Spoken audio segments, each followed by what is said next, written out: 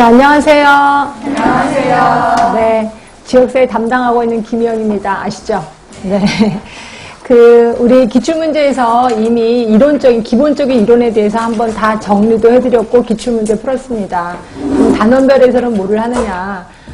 물론 기본적인 이론도 하긴 할 건데, 그거보다는 우리가 이론에서 배우지 못했던, 또 놓쳤었던 부분들이 있었을 거예요. 분명히. 그래서 그 부분에 문제를 만들어 갖고 왔습니다. 그래서 이제 쭉 문제를 풀다 보시면, 우리 이론에서 안 배웠는데, 이런 것도 있었네, 라고 좌절도 느낄 수 있고, 그렇죠? 네, 좌절보다는, 와, 이런 게 있었구나, 라고 해서 얼른 머릿속에 들어가야 되겠다라는 생각을 하시면 돼. 그래서 이제 새로운 이론들은 얼른 책에다가 좀 이렇게 기록을 해두셨다가 머릿속에 좀 기억하시면 되고요.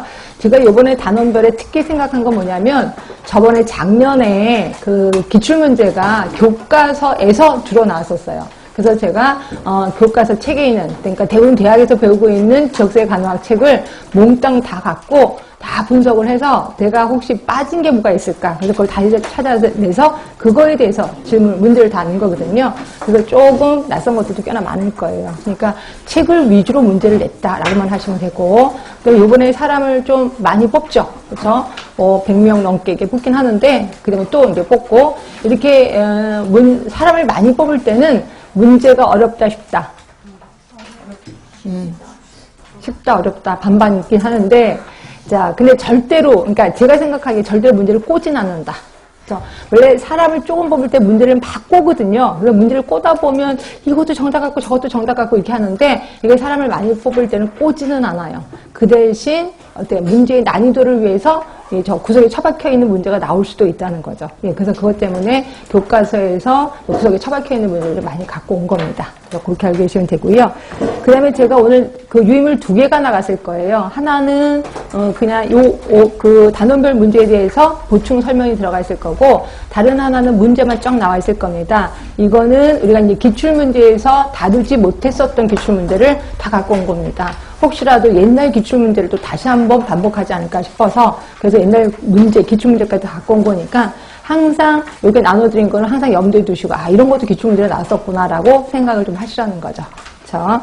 자, 요 정도로 좀 잔소리하면 될 것 같고 바로 들어가겠습니다. 자, 보시면 1번이에요. 자, 지역사회 간호 또는 지역사회 간호 특성에 대한 설명으로 가장 올바른 것이라고 되어 있고, 자, 감각이나 감성을 중심으로 모인 공동체이다. 자, 이거 우리 지역사회 종류 중에 무슨 지역사회 같아요? 감정적 지역사회를 얘기하는 것 같아요. 그렇죠? 그럼 이게 지역사회 간호사의 특성인가? 그건 잘 모르겠는데, 일단 감정적 지역사회인 것 같고요. 자, 두 번째입니다. 기능적, 구조적, 감정적 지역사회로 나뉘어지며, 괜찮죠? 자, 이러한 분류는 서로 교집합이 없다. 있다. 그렇죠?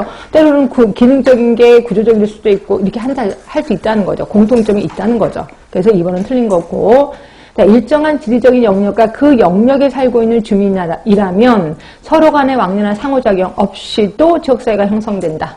뭐가 마음에 안 드세요?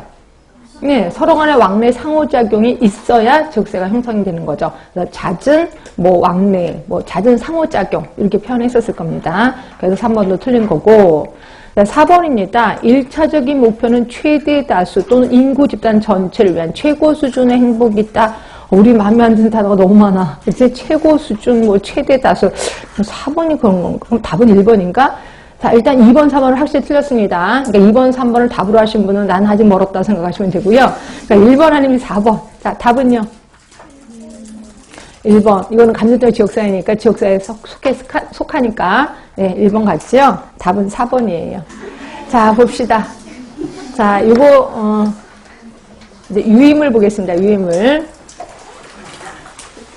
자, 유인물을 보시면 미국 간호협회에서 제시한 지역사회 간호의 특성이에요. 미국 간호협회에서 제시한 거. 간호의 대상자 또는 간호에 다니는 인구 집단이다. 네, 맞아요. 우리도 그렇게 알고 있습니다. 동등한 동반자로서 대상자를 대한다. 네, 맞아요. 1차 예방을 우선시한다. 이것도 맞아요. 자, 네 번째, 인구 집단의 쾌적한 생활이 가능하도록 환경적, 사회경제적으로 건강한 여건 조성에 초점을 둔다. 그런 것 같아요. 서비스를 통해 개선될 수 있는 모든 사람들을 적극적으로 도와야 한다. 자, 6번째, 인구 집단의 전반적인 건강 보장을 위해 적절한 자원 사용이 필수적이다. 자, 7번째, 1차적인 목표는 이거 보세요. 최대 다수 또는 인구 집단 전체를 위한 최고 수준의 행복이다. 이게 1차적인 목표예요. 지역사회 간호의 특성이. 이번에 새로 아셨을 거예요.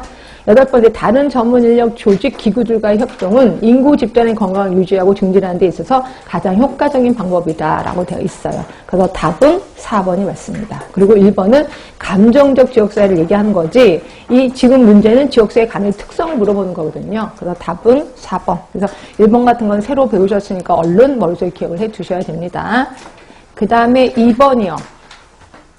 자, 지역 간 요새 건강 불평등 이런 것들이 좀 많이 나와서 이제 건강 불평등이 존재하는지를 판단할 때 흔히 사용하는 지표는 건강 결과, 건강 상태, 건강 행태 요 세 가지가 있대요. 자, 이 중에 다음 중 건강 상태의 대표적인 변인으로 사용되고 있는 지표, 이런 건 처음 보셨기 때문에 감으로 잡으셔야 돼. 일단 사망, 결과, 상태, 행태 중에 어디에 속할까요? 사망. 결과죠, 결과. 그죠?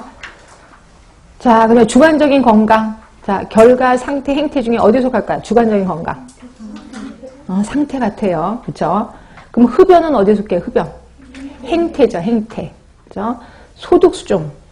요게 어디에 해당되는지 잘 모르겠어요. 상태? 건강 상태? 그럼 소득이 많으면 건강해요? 소득이 없으면 불건강해요? 이건 좀 아닌 것 같아요. 그쵸? 근데 확실히 여러분의 건강 상태를 2번이라고 했으니까 답은 확실히 맞았어요. 2번입니다. 2번. 그러면 건강, 소득 수준은 뭔데요? 이것도 좀 보겠습니다. 자, 유임을 보시면요.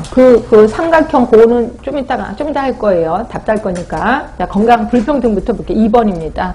자, 건강 불평등 지표는 크게 3개예요. 건강 결과, 그다음에 건강 상태, 그다음 건강 행태. 이 3개가 건강 불평등 지표고요. 건강 불평등 결정 요인이 역시 3개 있어요. 소득, 고용, 교육 수준. 이 3개가 불평등 결정 요인이에요. 이것도 여러분 새로 배우셨으니까 외우셔야 돼. 건강 결과는 사망이고, 건강 상태는 주관적인 건강 상태. 객관적인 건강 수준은 없습니다. 나중에 보건소도 가시면 되겠지만 본인이 생각하는 건강 수준은 어떠십니까? 꼭 이렇게 물어보거든요. 그래서 주관적인 건강 수준이 건강 상태고, 기능 상태, 만성 질환 이런 것들이 건강 상태. 그런데 비해서 건강 행태는 흡연,